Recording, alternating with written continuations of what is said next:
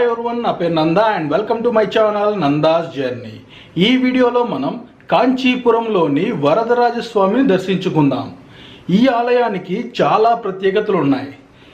ఈ ఆలయం స్థల పురాణం ఏంటి, బంగారు బల్లి మరియు వెండి బల్లి విశేషం ఏంటి, 40 ఏళ్లకొకసారి దర్శనమిచ్చే అర్తి వరదరాజస్వామి ఇప్పుడు ఎక్కడున్నాడు, కాంచీపురంలో ఈ ఆలయం ఎక్కడుంది, ఎలా చేరుకోవాలి, ఈ విషయాలన్నిటిని డీటెయిల్డ్గా 1 by 1 తెలుసుకుందాం రండి. వరదరాజ